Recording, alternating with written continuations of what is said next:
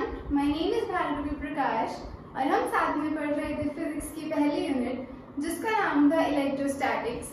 अब तक हमने क्या पढ़ा है? चार्ज एट रेस्ट, यानी कि वो चार्ज जो कोई मोशन नहीं कर रहा था उसके बारे में हमने पढ़ा। हमने जाना कि चार्ज क्या होता है, फिर उसकी हमने कुछ प्रॉपर्टीज पढ़ी, क्वांटाइजेशन, कंजर्वेशन, एडिटिविटी, और उसके बाद हमने क्या किया? कूलम्स लॉ को पढ़ा। तो ये जो कूलम्स लॉ था इसको थोड़ा और आगे लेकर जाएं, इसको थोड़ा और समझें तो हमारे पास एक नया कंसेप्ट आता है जिसे हम बोलते हैं इलेक्ट्रिक फील्ड।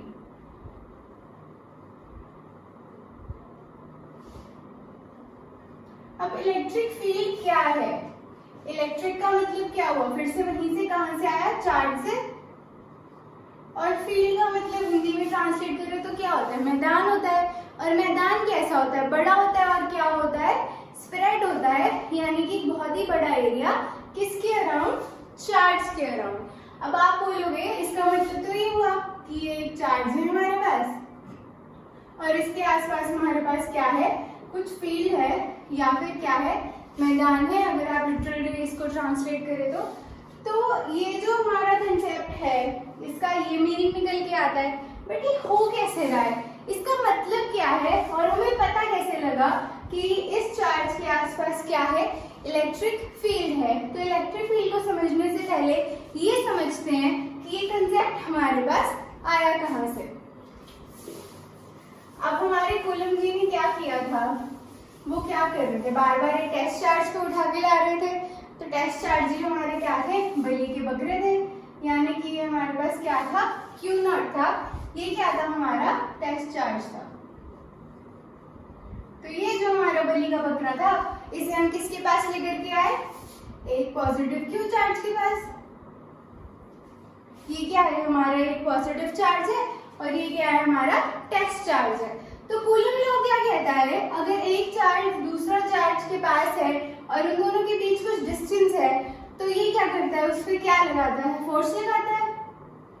तो इसी फोर्स को जिन्होंने निकाला कैसे? इन्होंने कहा कि ये क्या है? अपने आसपास एक शील्ड बना के रखता है और जैसे ही इस शील्ड के आसपास कोई आने की कोशिश करता है तो क्या करता है? उसे धक्का मार के उस तरफ को फेंक देता है। इसको समझने का सिंपल सा तरीका क्या हो सकता है? अगर आप हैं और आपको कोई बंदा पसंद नहीं है या फिर आप कोई बहुत इंटरेस्टिंग स्टोरी पढ़ रहे हो या कोई गेम खेल रहे हो फोन पे और बीच में आके आपको कोई तंग करने लग जाए या थोड़ा ये बता दे ये कर दे वो कर दे, या मम्मा आके बोले कि यार सामान उठवाने में हेल्प कर दे, ये कर दो या वो कर दे, तो आपका इंस्टेंट रिएक्शन क्या आता है? या रुक जाओ अभी थोड़ी देर। तो आप क्या करते हो? उस इंसान को अपने से दूर फेंकते हो। यानी कि ये चार्ज क्या कर रहा था? अपने अराउंड एक स्पेस क्रिएट करता है और इसकी स्पेस में कोई भी आने की कोशिश कर रहा था तो इसने क्या किया? उसे धक्का मार के बाहर फेंक दिया। तो यहीं से हमारा जो कूलम लॉ था वो क्या हो गया? फिर से प्रूव हो गया। यानी कि इसने इसको धक्का मारने के लिए क्या किया होगा? कुछ फोर्स लगाई होगी। तो यही जो हमारी फोर्स है ये हमें कूलम जी ने दी थी। अब ये तो क्या था? ये भी चार्ज हमारा पॉजिटिव था, ये भी हमारा पॉजिटिव था और हमें पता है कि पॉजिटिव और पॉजिटिव क्या करते हैं? आपस में रिपेल करते हैं। लेकिन अगर मैं पॉजिटिव और नेगेटिव का केस लूं तो वहां क्या होती है? अट्रैक्शन होती है। यानी कि अगर ये चार्ज मेरा क्या है? नेगेटिव है, तो क्या होगा? ये क्या करेगा? इसे अपने पास बुलाएगा बजाय कि ये इसे अपने से दूर फेंके। अब सोचो कि आप क्या कर रहे हो? घर पर आराम से बैठ के पढ़ रहे हो तो आपका दोस्त आके आपको बाहर से बोलते यार चलना, जाके घूम के आते हैं, गेड़ी मार के आते हैं, तो आप क्या करोगे? झट से उस आइडिया से क्या हो गए? अट्रैक्ट हो गए। आपने बोला हाँ छोड़, पढ़ तो बाद में लेंगे, पहले घूम आते हैं। तो क्या हुआ इस केस में? आपने क्या किया? आपकी जो स्पेस थी पढ़ाई की, उस टाइम आप पढ़ रहे थे तो वो क्या थी? आपकी स्पेस थी। उसमें एक बाहर से बंदा आके आपको क्या बोला कि चल घूम के आते हैं, तो आपने क्या किया? उसको अट्रैक्ट किया और आप उसके साथ चले गए। तो इस केस में भी ऐसा ही होगा। ये जो चार्ज है इसे अपनी तरफ अट्रैक्ट कर लेगा। यानी कि जब पॉजिटिव पॉजिटिव होंगे तो क्या होगा? रिपल्शन होगी और पॉजिटिव और नेगेटिव होंगे तो क्या होगा? अट्रैक्शन होगी। और ये जो इसने अपने आसपास बना रखी है इसे हम क्या बोलते हैं? Electric field. तो इलेक्ट्रिक फील्ड की अगर हम डेफिनेशन लिखने को बोली जाए तो क्या डेफिनेशन बन के आएगी? It is the field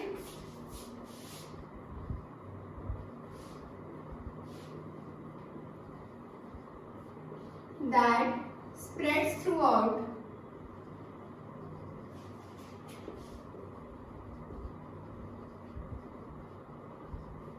the charge.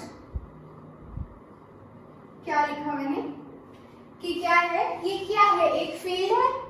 कैसी फील्ड है? जो चार्ज के आसपास क्या हो रही है, स्प्रेड हो रही है through out around the charge. Around the charge मतलब उसके आसपास. तो इसकी वजह से क्या हो रहा था, या तो चार्ज क्या होगा, रिपेल होगा, या फिर चार्ज क्या होगा, अट्रैक्ट होगा. इसमें क्या हो रहा है, इन विच इलेक्ट्रोस्टैटिक attraction और repulsion would take place. अब जो मैंने आपको बताया डायग्राम बनाकर, उसी को मैंने क्या किया, वर्ड्स में लिखा. मैंने आपको क्या बताया कि इसकी कुछ स्पेस थी, तो वही लिखा मैंने. ये फील्ड है, जो स्पेस बोल रही हूँ मैं, वो हमारे फिजिक्स के टर्म में हम उसे क्या बोल रहे हैं, फील्ड बोल रहे हैं. तो it is the field that spreads through out around the charge, यानी कि इसके इर्द गिर्द है वो, जिसमें क्या होता है, इलेक्ट्रोस्टैटिक या तो अट्रैक्शन हो रही थी या फिर उसे धक्का मार रहा था, यानी कि क्या हो रही थी, रिपल्शन हो रही थी. तो जो भी हमने पढ़ा वही हमने क्या किया, वर्ड्स में लिख लिया. आसान है. अब हम क्या करेंगे, इसको थोड़ा सा और समझेंगे. ये जो हमने ये वाला पार्ट लिखा है, यहाँ से लेके यहाँ तक, इसको हम थोड़ा सा और समझते हैं. क्या था हमारे पास, पॉजिटिव चार्ज था. ये क्या था हमारा, टेस्ट चार्ज था. ठीक है, ये कुछ डिस्टेंस पे था इससे. ठीक है, डिस्टेंस अभी हमें कुछ वैसे नहीं लिखना है, ये पॉइंट पी मान लीजिए. तो इस केस में क्या होगा, रिपल्शन होगी, यानी कि ये किस तरह की फोर्स लगाएगा, रेडियली आउटवर्ड. जब भी कोई पॉजिटिव चार्ज इसकी फील्ड के आसपास आएगा, तो ये कैसी फोर्स लगाएगा, रेडियली आउटवर्ड. और अगर हम क्या लें, नेगेटिव चार्ज का केस लें, यानी कि ये क्या है, हमारा नेगेटिव चार्ज है, तो ये क्या है, हमारा प्लस क्यू नॉट है. ये हमारा पॉइंट पी ले लिया हमने. तो ये क्या करेगा, इसे अपनी तरफ अट्रैक्ट करेगा. तो उस केस में हमारी क्या हो जाएगी, डायरेक्शन रेडियली इनवर्ड हो जाएगी, बजाय कि वो आउटवर्ड हो. अब आप बोल रहे हो कि हमें डायरेक्शन पढ़ने की क्या जरूरत है, लेकिन जो हमारी फोर्स होती है वो क्या होती है, वेक्टर क्वांटिटी होती है. इसलिए मैग्नीट्यूड के साथ साथ हमें डायरेक्शन का पता होना भी बहुत जरूरी है. और हमें पता होना चाहिए कि फोर्स किस डायरेक्शन में लग रही है या चार्ज लगा रहा है. ये क्या था हमारा, रेडियली इनवर्ड. तो अगर आपसे पेपर में पूछा जाए कि इलेक्ट्रिक फील्ड है क्या, तो अभी सारा उसमें बताएंगे. पहले आप क्या करेंगे, चार्ज लिया आपने, उसके पास में आपने क्या ला के रख दिया, टेस्ट चार्ज ला के रख दिया. तो क्या हुआ, उस चार्ज ने उसे या तो धक्का मारा या अपनी ओर खींच लिया. तो इससे हमें डायरेक्शन का पता लगा. एक थी हमारी रेडियली आउटवर्ड, एक थी हमारी रेडियली इनवर्ड. उसके बाद हमने इसी की वही दोनों कंसेप्ट लेके हमने क्या कर दिया, पूरी डेफिनेशन बना दी. अगर आप ये पूरा अच्छे से इस तरह से एक्सप्लेन कर दो कि आपके पास कहीं भी नहीं कटेंगे. ठीक है, इसके बाद हम क्या पढ़ेंगे, इलेक्ट्रिक फील्ड के बारे में थोड़ा सा और जानते हैं. अब ये जो फोर्स लग रही है, वो कितनी फोर्स लग रही है, तो ये भी तो हमें पता होना चाहिए ना. यानी कि हमें क्या पता होना चाहिए, इंटेंसिटी ऑफ इलेक्ट्रिक फील्ड. हाँ, इसमें एक बात और रह गई. अगर अब आप सोचें तो इस कंसेप्ट में क्या था, इसके हमने क्या प्रूव किया कि चार्ज क्या करता है, इलेक्ट्रिक फील्ड पोजेस करता है. यानी कि कोई भी चार्ज है तो वो क्या करेगा, इलेक्ट्रिक फील्ड रेडिएट करेगा, या उसमें से वेव्स की तरह कुछ बाहर निकलेगा, या उसके अंदर की तरफ आएगा. तो फिर ये जो हमारा टेस्ट चार्ज था, इसकी भी तो कुछ फील्ड होनी चाहिए थी ना, वो तो मैंने बताई ही नहीं. लेकिन जो ये हमारा टेस्ट चार्ज है, इसे टेस्ट चार्ज बोला ही नहीं इसलिए गया है क्योंकि ये जो हमारा टेस्ट चार्ज है ये बहुत ही छोटा है. और बहुत छोटा होने के कारण इसीलिए मैं बोल रही थी, ये हमारा क्या है, बलि का बकरा है, ना ही इसके पास कुछ ज्यादा स्ट्रेंथ है ना फोर्स है, तो इलेक्ट्रिक फील्ड तो बिल्कुल भी नहीं है। तो ये जो हमारा टेस्ट चार्ज होता है does not possess electric field.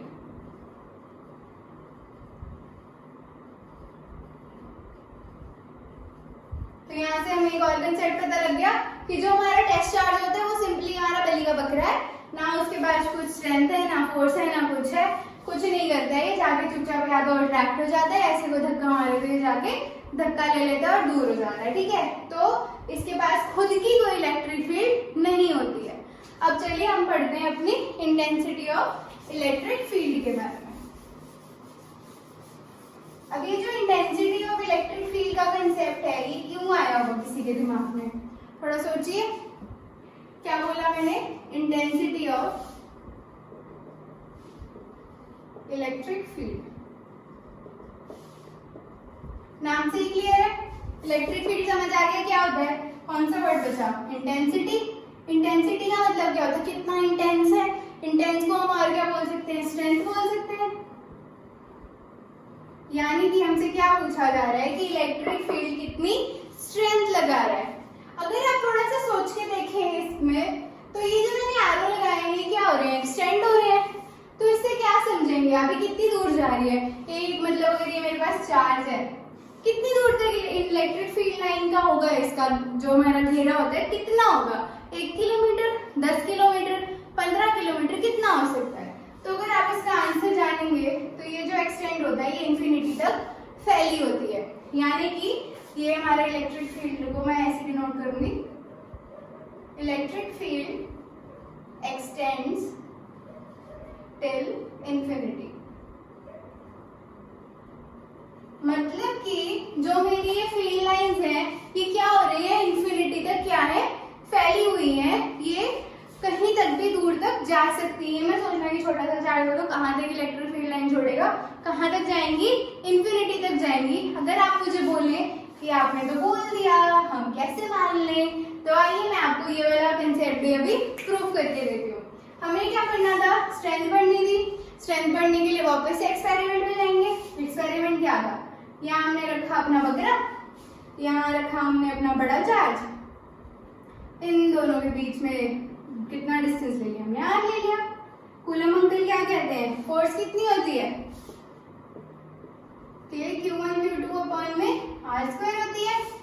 ये कहा था कूलम अंकल ने, तो इसमें क्या आया हमारे पास, दो चार्जेस कौन कौन से हैं, K तो एज इट इज ही रहता है बेचारा हमारा। Q1 कितना है, Q है, Q2 कितना है, Q0 है, और तो हमने R भी लिया है। तो कितनी फोर्स लगाई इसने, इतनी फोर्स लगाई, लेकिन हमें अब निकालना क्या है, हमने ये क्या निकाल ली, फोर्स निकाल ली जो ये चार्ज इस पे लगा रहा है।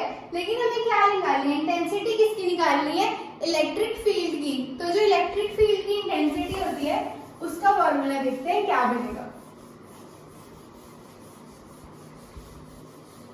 जो हमारी इलेक्ट्रिक फील्ड है वो किसकी वजह से लग रही है, फोर्स की वजह से लग रही है। ये डिनोट करता है हमारी इलेक्ट्रिक फील्ड को, ठीक है। किसकी वजह से लग रही है, फोर्स की वजह से लग रही है। और फोर्स लग किस पे रही है, टेस्ट चार्ज पे लग रही है। तो अपॉन में आ जाएगा टेस्ट चार्ज, यानी कि ऊपर क्या आएगा, फोर्स ऑन टेस्ट चार्ज, और अपॉन में हमारा टेस्ट चार्ज। फॉर्मूला याद रखने का सिंपल सा तरीका है यार। क्या निकाल रहे हैं हम, स्ट्रेंथ निकाल रहे हैं। किस पे निकाल रहे हैं, इस पे निकाल रहे हैं। तो स्ट्रेंथ का मतलब क्या हुआ, फोर्स निकालनी है यार सिंपली, ठीक है। तो क्या हुआ, जो फोर्स लग रही थी टेस्ट चार्ज में, अपॉन में टेस्ट चार्ज। दो टर्म्स क्या थी, एक फोर्स थी और दूसरा टेस्ट चार्ज था। तो फोर्स को हमने क्या कर दिया, टेस्ट चार्ज से डिवाइड कर दिया। फोर्स हमने निकाल के रखी है, क्या है, Q0 अपॉन में R² और अपॉन में Q0। ये वाला Q0 जी इसके साथ क्या हो जाएगा, कैंसिल हो जाएगा। कैसे हुआ पता है ना, सिंपल आंसर, ठीक है। तो ये क्या बचा हमारे पास, KQ अपॉन में R²। ये क्या आ गया हमारा, इलेक्ट्रिक फील्ड इंटेंसिटी। क्या आया हमारा, इलेक्ट्रिक फील्ड इंटेंसिटी। तो हमने क्या पढ़ लिया आज, इलेक्ट्रिक फील्ड पढ़ ली। क्या होती है, स्पेस होती है किसी चार्ज के अराउंड जिसमें या तो अट्रैक्शन होगी या फिर रिपल्शन होगी। अब वो कितनी होगी वो कैसे पता लगा? हमने क्या किया, स्ट्रेंथ निकाली। तो इलेक्ट्रिक फील्ड की जो इंटेंसिटी थी कैसे निकालनी थी? फोर्सली, फोर्स को डिवाइड कर दिया टेस्ट चार्ज से। ठीक है, फोर्स तो अपनी कूलम लॉ से निकलेगी। ठीक है, K(Q1Q2) अपॉन में r² लगाया, ये वैल्यू यहाँ की पुट, इसको किया डिवाइड, आंसर आ गया हमारे पास KQ अपॉन r²। तो अब मैंने क्या बोला था आपको कि ये वाला कंसेप्ट। अब थोड़ा सा इसमें दिमाग लगाइए कि ये इंटेंसिटी इंफिनिटी तक कैसे एक्सटेंड हो रहा होगा। अगर मैं बोलूं, क्या बोलूं, ठीक है, इसके साथ हमें क्या मिल गया? जो हमारी इलेक्ट्रिक फील्ड इंटेंसिटी है क्या है? इनवर्सली प्रोपोर्शनल है r² के। ठीक है, तो अगर ये जो हमारा डिस्टेंस है इसे अगर हम डिक्रीज करेंगे तो जो हमारी E है, अगर हम R को क्या कर रहे हैं, डिक्रीज कर रहे हैं, तो हमारी जो इलेक्ट्रिक फील्ड इंटेंसिटी है वो क्या होगी? इंक्रीज होगी। होगी कि नहीं होगी? क्या है ये? r² के इनवर्सली प्रोपोर्शनल है। अगर मैं डिस्टेंस को पहले, अगर हमारे पास डिस्टेंस मान लीजिए 2 था, तो ये क्या बनता? 2 का स्क्वायर बनता। तो E कितना आ जाता? 1/4। अगर मैं इसका आधा कर दूं, यानी कि इसे डिक्रीज कर दूं, तो ये क्या बनेगा? 1/1/2 का होल स्क्वायर। तो E क्या हुआ हमारा? 1/1/4। ये ऊपर चला जाएगा, क्या बनेगा? 4। अब 1/4 बड़ा है या 4 बड़ा है? 4 बड़ा है। तो क्या हुआ, जब हमने R की वैल्यू को क्या किया, डिक्रीज किया, तो जो हमारी E की वैल्यू थी वो क्या हो गई? बढ़ गई, यानी कि क्या हो गई? इंक्रीज हो गई। तो इसी फॉर्मूला से अगर आप देखें कि हमारा जो इलेक्ट्रिक फील्ड इंटेंसिटी है वो क्या होगी? इंफिनिटी तक जाती रहती है। कैसे पता लगा हमें? अगर आप डिस्टेंस को क्या कर रहे हैं, बढ़ा दो। अब आप क्या कर दो, डिस्टेंस को बढ़ाना शुरू कर दो। अब पहले मैंने डिस्टेंस रखा था, ये ले लो 2 रखा था, अब मैंने क्या कर दिया, 100 कर दिया। अभी क्या हो जाएगा? 100 का स्क्वायर हो जाएगा। तो ये क्या बनेगा? 1/, ये बनेगा। सही है ना कि नहीं है? क्या बोला मैंने? अगर हम पहले हमने क्या किया, R को डिक्रीज करके E को बढ़ा लिया। अब मैंने R को क्या कर दिया? बढ़ा दिया, यानी कि मैंने और बड़ा कर दिया टेस्ट चार्ज और Q के बीच की डिस्टेंस को। तो क्या हुआ, जो ये वैल्यू थी हमारी, ये क्या हो गई? डिक्रीज हो गई। तो अगर आप R की वैल्यू को बहुत ज्यादा बढ़ाते जाओगे, ओवरली बढ़ा दोगे, तो एक पॉइंट पे हम क्या कर लेते हैं, बहुत बड़ी वैल्यूज को इनफाइनाइट मान लेते हैं, और उस वैल्यू पे क्या होगी, जो इलेक्ट्रिक फील्ड इंटेंसिटी होगी वो बहुत कम होगी, बट 0 कभी नहीं होगी। हमारा जो ये कंसेप्ट है ये कभी नहीं कहता कि इलेक्ट्रिक फील्ड इंटेंसिटी किसी भी पॉइंट पे क्या होगी, 0 होगी, क्योंकि वो 0 नहीं हो सकती। इलेक्ट्रिक फील्ड की कुछ ना कुछ वैल्यू हमेशा हमारे पास आएगी ही आएगी। तो क्या करा हमने, R को बहुत बढ़ा दिया। अगर आप इंफिनिटी तक भी इसे कर दो तो ये 1/∞ हो जाएगा। तो E इज डायरेक्टली प्रोपोर्शनल, मतलब E इज इक्वल टू हमारा क्या आ जाएगा, 1/∞ आ जाएगा। तो ये ऑलमोस्ट क्या आ जाएगा, अप्रोचेस 0। तो क्या कह सकते हैं कि जो हमारी इलेक्ट्रिक फील्ड इंटेंसिटी है वो क्या होती है, इंफिनिटी तक एक्सटेंड होती है। ठीक है, तो ये था हमारा ये वाला कंसेप्ट। तो हमने ये जो फॉर्मूला निकाला है ये क्या है, वैलिड है ओनली फॉर पॉइंट चार्जेस।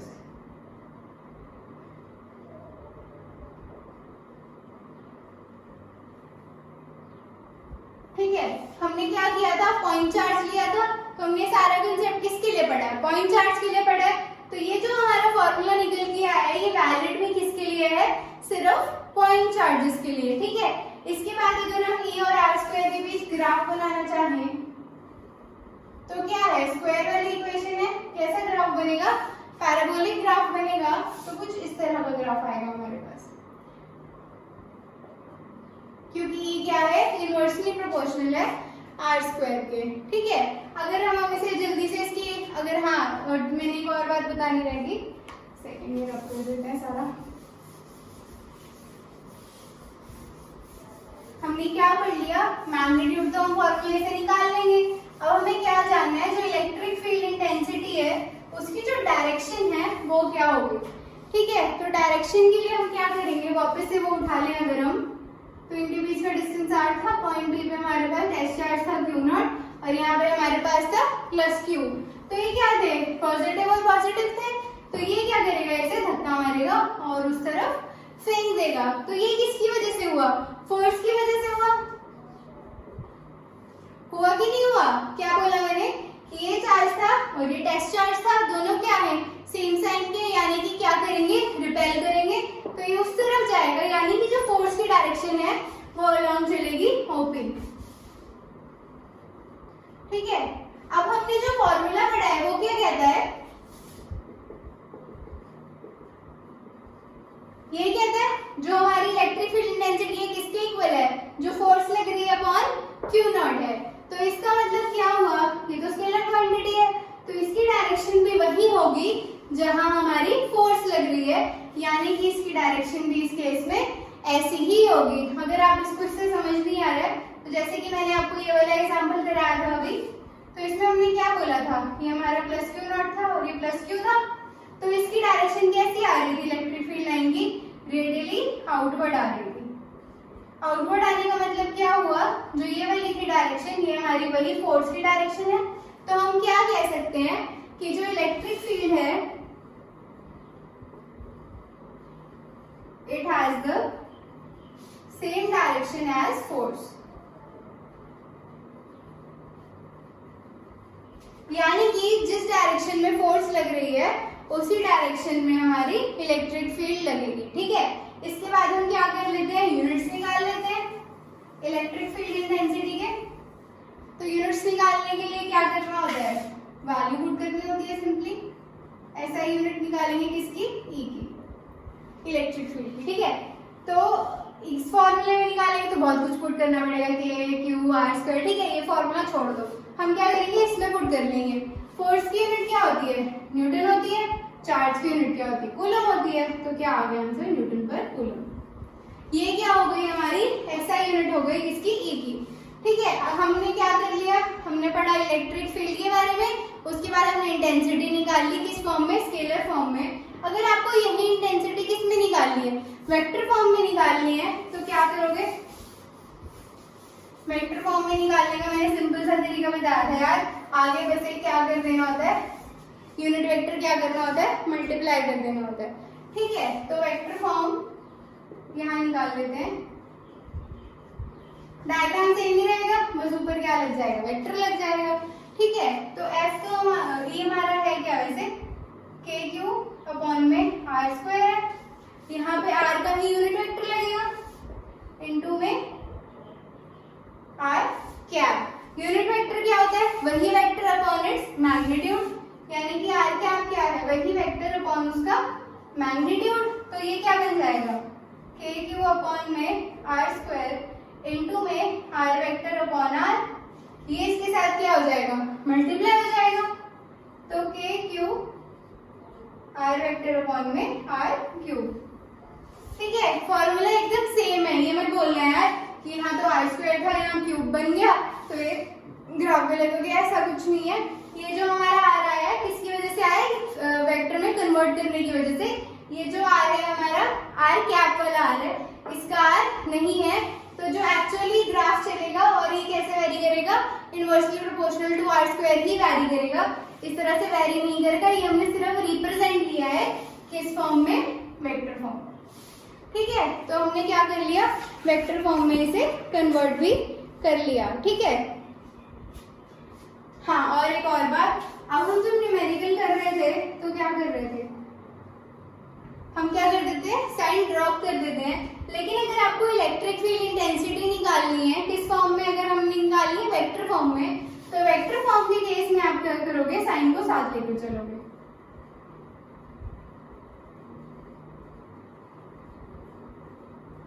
याद रख लो ये बात, जब वेक्टर फॉर्म में इलेक्ट्रिक फील्ड इंटेंसिटी निकाली जाएगी तो साथ में क्या लेना है, साइन लेना है। यानी कि जैसे तो मैंने पॉजिटिव पॉजिटिव का केस लिया, यहाँ क्या हो जाएगा, माइनस क्यू हो जाएगा, माइनस क्यू होगा। माइनस क्यू की वजह से यहाँ क्या हो जाएगा, माइनस माइनस लग जाएगा और आंसर में भी क्या आएगा, माइनस आएगा। और क्या दिक्कत है, ये क्या है, वेक्टर क्वांटिटी है। तो वेक्टर क्वांटिटी का क्या होता है, डायरेक्शन होती है और कुछ मैग्नीट्यूड होता है। मैग्नीट्यूड तो चलो आप ऐसे भी निकाल लोगे, बट डायरेक्शन कैसे पता लगती है, साइन से पता लगती है। तो इसी कारण से हमें जब वेक्टर फॉर्म में कैलकुलेशन करनी है तो हम साइन को क्या करेंगे, साथ लेकर चलेंगे, इसे कहीं भी घर पे नहीं छोड़ना। तो क्या किया हमने, वेक्टर फॉर्म में निकाल लिया, सिंपल फॉर्म में भी निकाल लिया, इलेक्ट्रिक फील्ड लाइन समझ आ गई, सब समझ आ गया। बहुत ही सिंपल कंसेप्ट है यार, इसको बस थोड़ा सा रियल लाइफ से लेकर चलना साथ में, कि आपको जो चीज पसंद है उसे आप क्या करते हो, अट्रैक्ट करते हो, जो नहीं पसंद उसे रिपेल करते हो, वही सारा कंसेप्ट इसमें है। और इसमें मेन हमारा क्या चलता रहेगा साथ में, कूलम्स लॉ। तो जिन्होंने कूलम्स लॉ की वीडियो नहीं देखी है वो प्लीज जाके कूलम्स लॉ की वो वीडियो देख ले। और ये जो मैंने आपको वेक्टर फॉर्म में करना सिखाया था, कि मैंने आपको स्टार्टिंग में ही बोला था, फिजिक्स में कहीं पर भी वेक्टर आए एंड में क्या लगेगा, कैप वाली वैल्यू जरूर लगेगी, जो कि क्या होती है, यूनिट वेक्टर होता है। इसकी वीडियो भी देख लेना अगर आपको ये कंसेप्ट यहाँ पर समझ नहीं आया, क्योंकि जब तक पुरानी वीडियोस नहीं देखोगे तब तक इसमें से कुछ भी समझ नहीं आने वाला। ठीक है, तो आज का जल्दी से रिकैप ले लेते हैं। वैसे तो काफी बार रिवाइज कर लिया, बट एक बार और कर लेते हैं, इससे क्या होगा, याद रहेगा। ठीक है, सबसे पहले क्या पढ़ा, इलेक्ट्रिक फील्ड लाइन पढ़ी। इलेक्ट्रिक फील्ड लाइन क्या थी, स्पेस थी अराउंड अ चार्ज, जिसमें क्या होती है, या तो अट्रैक्शन हो रही है या फिर रिपल्शन हो रही है। इजी डेफिनेशन बन गई, याद रहेगी। इसके बाद हमने क्या पढ़ा, इलेक्ट्रिक फील्ड इंटेंसिटी पढ़ी। उसमें हमने क्या पढ़ा कि पॉजिटिव चार्ज रेडियली आउटवर्ड निकालता है और जो नेगेटिव चार्ज है वो अंदर की तरफ, अपनी जो इसकी फील्ड लाइन बनती है वो अंदर की तरफ बनती है। उसके बाद कितनी फोर्स लगा रहा है वो इंटेंसिटी में पता लगी। क्या किया, कूलम लॉ लगाया, उसके बाद ये फॉर्मूला लगाया, क्या निकालने की, फोर्स, इस पे निकालने टेस्ट चार्ज पे। तो ये फॉर्मूला कभी भूल नहीं सकते, फोर्स अपॉन टेस्ट चार्ज। इसमें क्या करती, वैल्यू पुट करती, क्यू नॉट से क्यू नॉट क्या हो गया, कैंसिल हो गया, निकल के ये आ गया। इससे क्या पता लगा, इनवर्सली प्रोपोर्शनल है। फिर क्या पता लगा, इलेक्ट्रिक फील्ड इंफिनिटी तक एक्सटेंड करती है, क्योंकि ये दोनों क्या है, इनवर्सली प्रोपोर्शनल है। इनका ग्राफ कुछ ऐसा बनता है। उसके बाद इसी को हमने क्या किया, वेक्टर फॉर्म में किया। वेक्टर फॉर्म में करने के लिए बस आगे क्या लगा दिया, यूनिट वेक्टर लगा दिया, इसको सब्स्टिट्यूट किया और ये हमारे पास क्या आ गया, आंसर आ गया। ठीक है, तो ये था हमारा आज का लेक्चर। कल हम इसको और थोड़ा आगे बढ़ेंगे। आज हमने एक चार्ज के लिए निकाला है, कल मल्टीपल चार्जेस के लिए निकालेंगे। फिर वही हमारा सुपरपोजिशन प्रिंसिपल और सब कुछ क्या है, फर्स्ट पार्ट से ही मिलता जुलता है। तो तभी मैं बोल रही हूँ फर्स्ट पार्ट की वीडियो जरूर देख लेना, तभी ये बहुत अच्छे से समझ आ जाएगा। ठीक है, थैंक यू सो मच ये वीडियो देखने के लिए। अगर आपको वीडियोस अच्छी लग रही है तो चैनल को लाइक, शेयर और सब्सक्राइब कर देना और बेल आइकन भी दबा देना। Thank you so much.